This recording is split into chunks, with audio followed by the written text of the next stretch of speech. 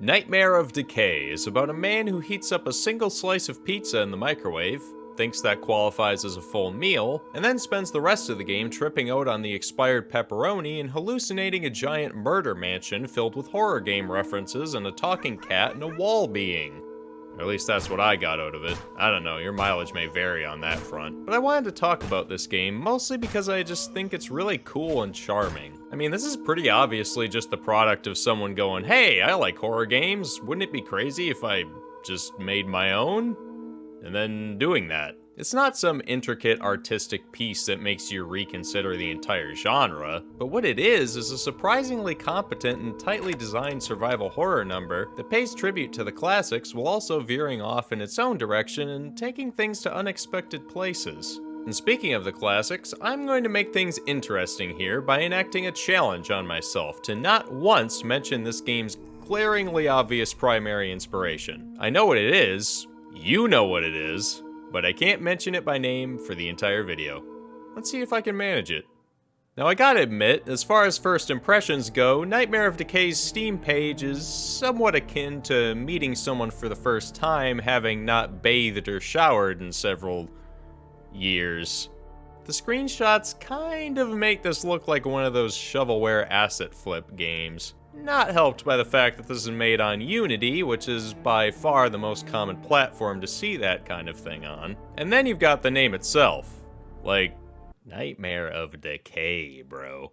I wouldn't blame anyone for being put off by all that, but you gotta focus on that review score. Shovelware doesn't get an overwhelmingly positive, not unless they bought it maybe. But yeah, that's gonna be your first indication that the quality here is much higher than you'd think. The second being the visuals themselves. Once you get in game, it all clicks into focus better, and you start to see that it's just your standard old school, low poly art style, rather than cheaply designed schlock. To get the obvious out of the way, I already mentioned it earlier, but this game is packed with references to horror games, like Silent Hill! And Amnesia! I think this part is supposed to be Dead Space. And this guy may potentially just be the Butcher from Diablo 1. Not really a horror game per se. Anyway, it's not every day that you get to see James Sunderland being executed by a fanatic from Blood, but trying to present a product that's so self-aware can be a challenge these days, considering the typical lack of sincerity in a lot of media making desperate attempts to manipulate the audience into pointing at the screen and going, ooh, ooh, ooh. Here though, I see it as more of a genuine appreciation for the genre, despite the blunt fashion in which these references are brought up. It's kind of like a fun little spot the reference minigame, if you will. So once you finish the intro sequence, you'll make your way into the mansion proper and get your first taste of the atmosphere. The save point is right here, but this hall doesn't exactly channel that cozy, safe room quality you may be used to. Yeah, Francesco Goya's black paintings will do that to a room's feng shui. The music being just ominous also doesn't exactly help.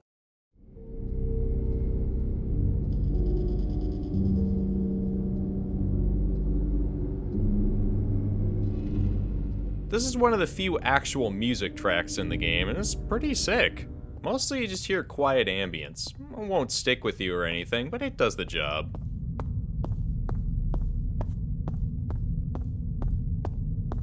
Most of the atmosphere here comes from the levels themselves, and considering the short runtime, the location variety is pretty great. You never feel like you're just backtracking through the same areas over and over. It nails that looping Metroidvania-esque level design you're used to from these kinds of games.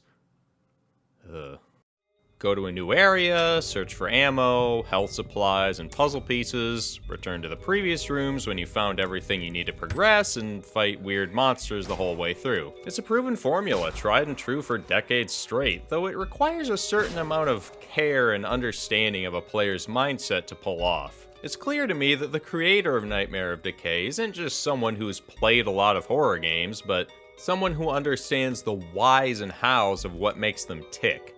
To put it in simpler terms, they were paying attention, and that shines through in the progression here. It's hard to get lost or confused, and it keeps a steady pace for the whole campaign. On a combat front, the game is less than demanding, but satisfying nonetheless. I played through on hard this time and never got to a point of desperation with my supplies. If you're playing thoroughly, you'll basically finish the game with enough loot to replay the entire thing all over again, but honestly, that's fine. Ammo conservation is a cool idea on paper and can certainly be done very well, but can also be frustratingly limiting when applied too harshly. To my eyes, if the combat is satisfying and enjoyable in its own right, I don't necessarily mind if a game is slightly too generous with its ammo supply. Luckily, the process of fighting the hordes of the Nightmare is a great time. Consider this. The point-blank zombie headshot with a pump action. Exactly as satisfying as it ought to be. No, as it needs to be. If you screw up the zombie head pop, your game automatically loses a full letter grade. I don't make the rules. Except in this circumstance where I just made that rule, but I'm right and you know it. Beyond that, limbs are valid targets as well. Shoot off a leg and the zombie will collapse and keep crawling at you as its former appendage hangs off limply. Cool detail. There are a number of cool details in Nightmare of Decay. Seemingly decorative pots break open to reveal supplies, there's the occasional firing range minigame, and even a surprisingly good enemy variety to boot.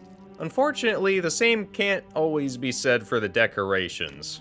You'll run across more than a few rooms here that are just kinda empty.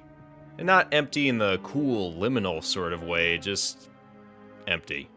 I feel like the game could have used one or two more passes to add some more furniture, wall hangings, curtains, stuff like that. A little clutter goes a long way in making a place feel more alive. Not every game needs decoration all over the place, obviously, but personally, I think having some more to look at would only add to the experience in this case. In the horror department, Nightmare of Decay isn't exactly scary in a deeply unsettling kind of way. It's more so cut from the cheesecloth, so to speak, though there's certainly a moment or two that may catch you off guard. To make a comparison to a contemporary survival horror indie title, I would say that where Lost in Vivo tries to emulate Silent Hill's style of abstract psychological horror, Nightmare of Decay similarly goes for the same tone as Dino Crisis. Yeah. Man. All that to say, the game isn't taking itself too seriously, but it never veers over the edge into the territory of self-parody. It's just fun, and that's okay. Sometimes it's fine for a game to just be fun. If you're into achievement hunting and challenges, this is a good one for that as well. There's even one for beating the game with only the knife.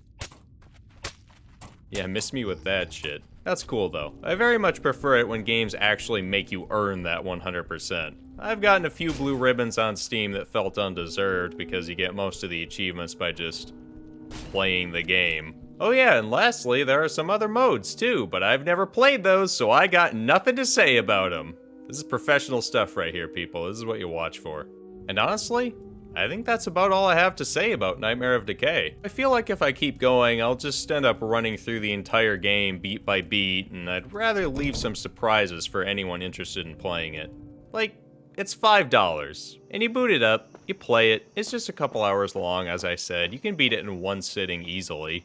It doesn't waste your time, and I appreciate that. There are so many games now, especially from the AAA market, that are just salivating at the thought of siphoning hundreds of hours of your time and hundreds of dollars from your wallet as well, all to give you the least fulfilling and rewarding experience possible as you meld with your chair and zone out while consuming entertainment package number 1563, all rights reserved. So it's refreshing, really, to play some small projects like this every once in a while, made by someone who clearly just wanted to put out a fun game. I guess the point of this video is just to bring even a little bit more attention this game's way and say that if you enjoy survival horror, this is a pretty good use of a few bucks. I just like this kind of stuff, man. It's inspiring to see small projects like this get some traction. And hey, I'll tell you what, it's a good thing we bailed out of that mansion when we did. What with all those zombies and growths all over, that place was turning into a real biohazard. Ah, fuck!